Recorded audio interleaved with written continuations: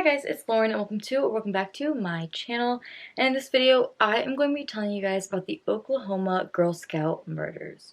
So without further ado, let's get into the video. Camp Modelco first opened August 11th, 1928. The cost was $5 for the first 5 days, or they could choose to pay $9 for the entire 10-day stay. It was 240 acres and it was owned by the Tulsa Scout Council. There were 20 buildings on the property at the time of the opening. Activities included swimming, CPR training, archery, pathfinding, bridge building, bird study, insect life, and leadership skills. A few years later, the camp was renamed to Camp Scott. Over the next 5 decades, many events took place there. This includes the Rancho Festival, the Water Carnival, and the Oklahoma Academy of Sciences annual meeting. Even the state conference of 1947 was held there. The attendance was rising, and in 1957, 4,606 girls were attending. In 1977, they celebrated their 49th year as a keystone of Tulsa-based Magic Empire Girl Scout Council. The girls sold their cookies and made their way into the 2-week-long program. Sources say there was roughly 100 Girl Scouts and 40 staff members. Each girl received a letter when they arrived that said this: Girl Scouts, this is your camp. Whatever you would like most to do in living in your summer home is possible under the friendly guidance and help of your counselors. Excellent riding and swimming are 2 of the most popular sports. Hiking, cooking meals out, and singling by the campfire are precious parts of camping. As you grow older, you learn more and more real camping skills so that you may take that long overnight trip or manage all of your own campfire cooking.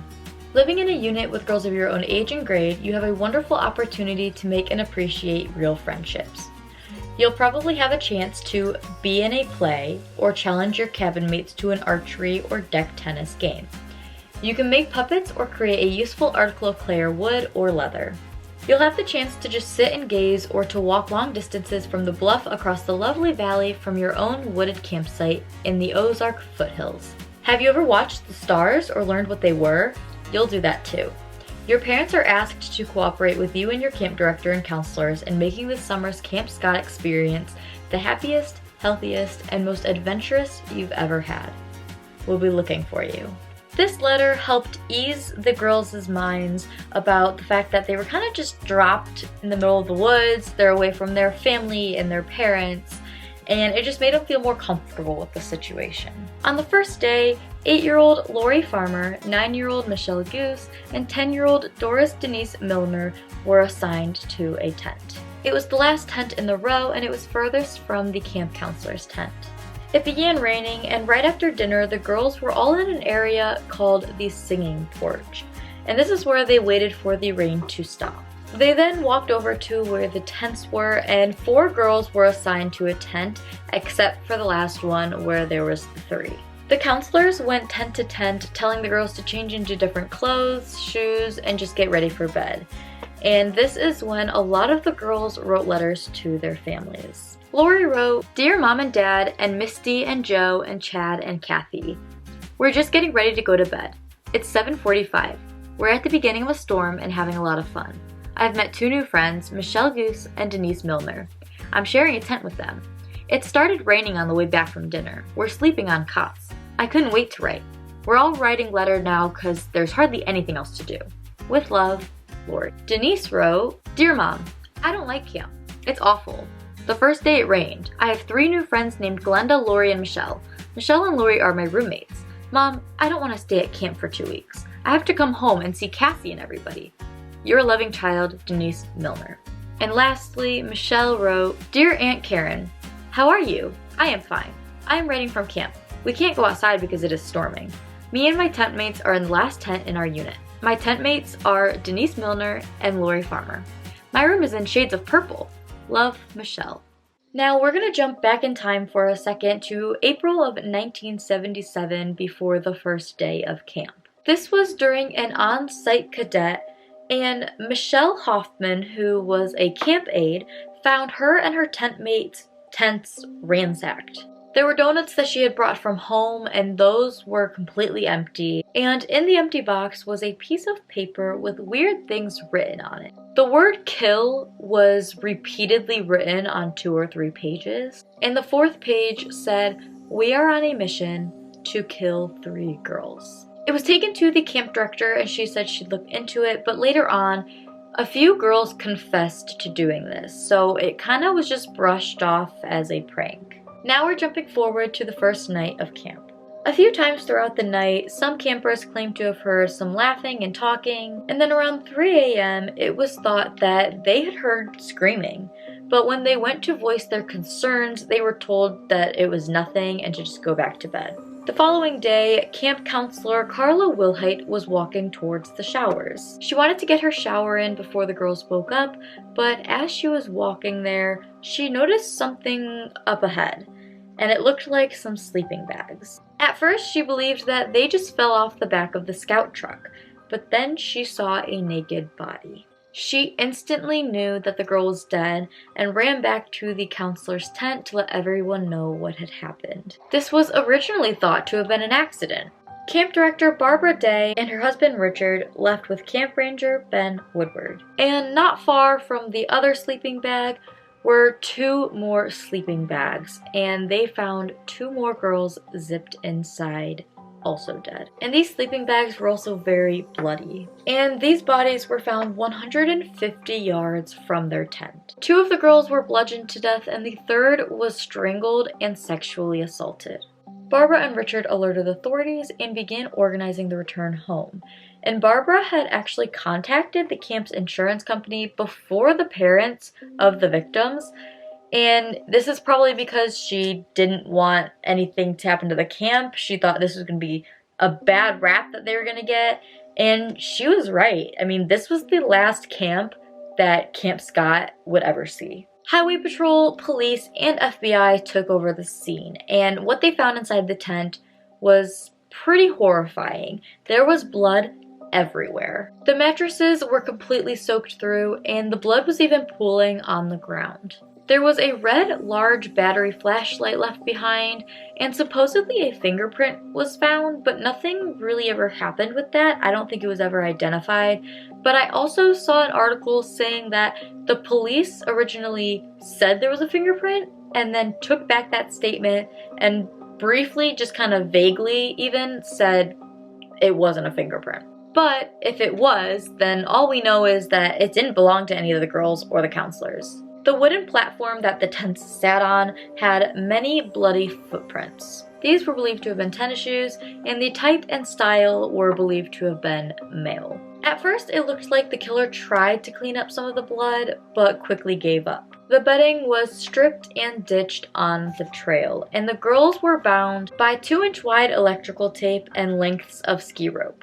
And everything was already wet from the morning dew that it was practically impossible to lift any fingerprints off of anything. That same morning, a local man was arrested for public drunkenness. Once he sobered up, they interrogated him for a while and asked about any involvement in these murders, and they even held him for several days, but after checking out his story, they realized it couldn't have been him. I also read where there were bloody fingerprints on the girls themselves, and this is unknown if it was the killer's fingerprints or just somebody going to check on them at one point, like after they were found. They were taken to the medical examiner's office, and it was found out that each girl was molested in some way, but I couldn't really find any more info on that. Now, by this point, camps from all over were hiring way more security. And many kids missed their camps in 1977 because their parents would not allow them to go. The wooded platform was moved to Oklahoma City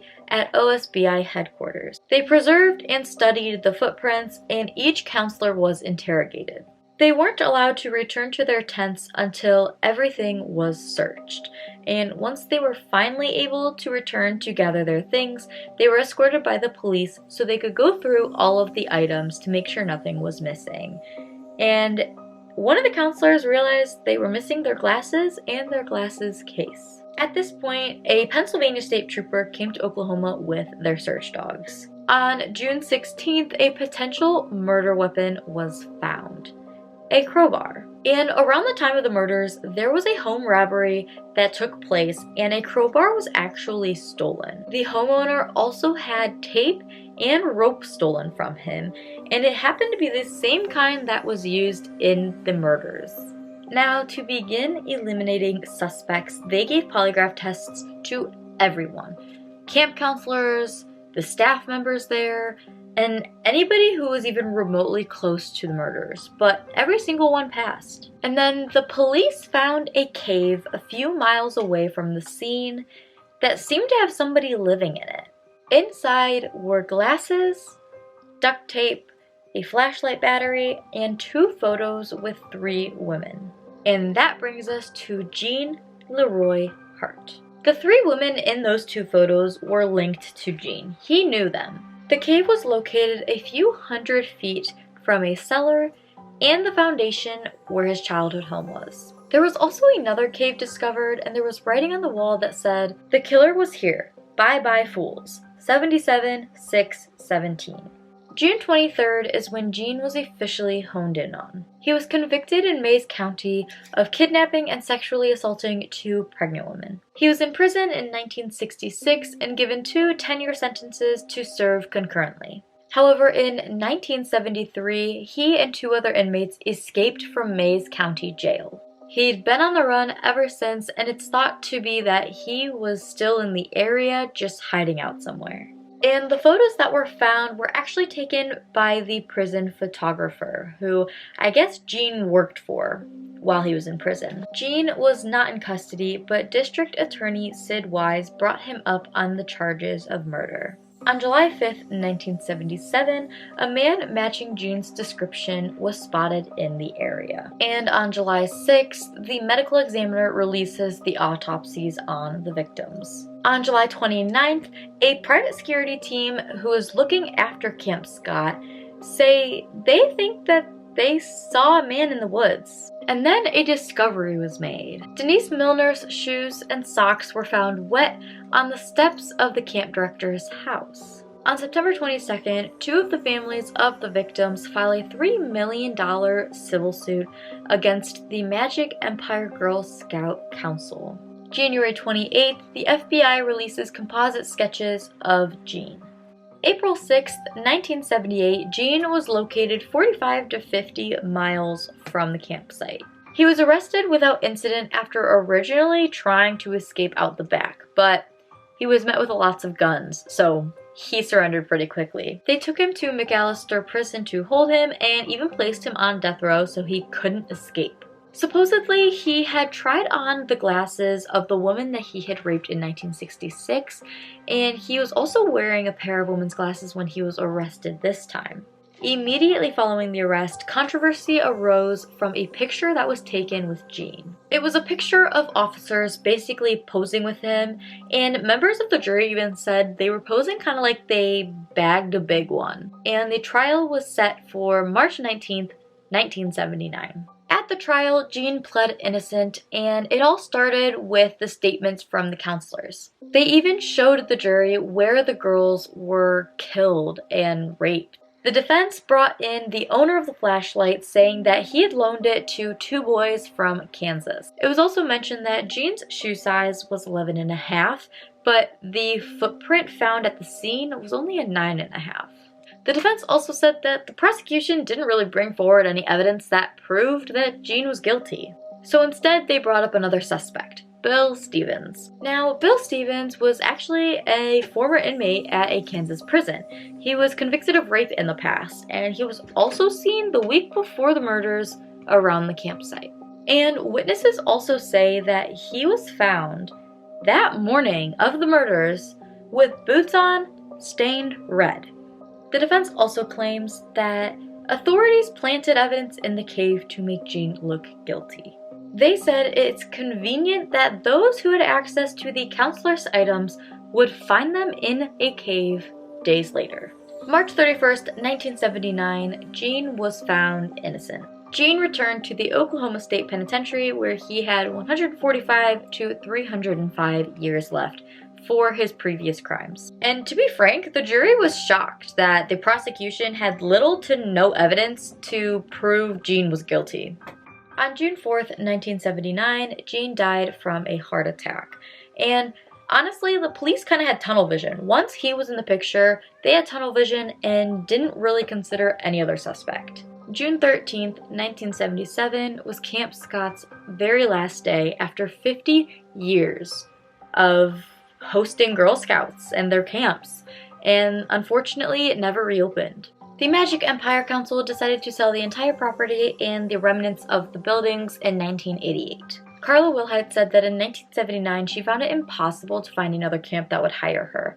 They all said that they didn't want the bad press that would follow her. Michelle's dad, Richard, went on to help pass the Oklahoma Crime Victims Bill of Rights and Oklahoma Victims Compensation Board. Lori's mom, Sherry, went on to found the Oklahoma chapter of Parents of Murdered Children and became involved in a support group to help grieving. Over the years, several DNA tests have been conducted, but there have been no definitive answers. In May of 2022, investigators said that all of this new DNA testing that they can do has ruled out every possible suspect except for one: Gene Leroy Hart. So thank you guys so much for watching this video. If you liked it, give it a thumbs up. If you disliked it, give it a thumbs down. I don't really care. Subscribe if you're new. Comment down below videos you would like to see next. Let me know what you guys thought on this case. Let me know if you think Gene did it. Who else you think could possibly be a suspect, even though we didn't really have much more to go on for this case. But these girls deserve justice, even if it was so long ago. The families deserve justice. And I'll see you guys in the next one. Bye!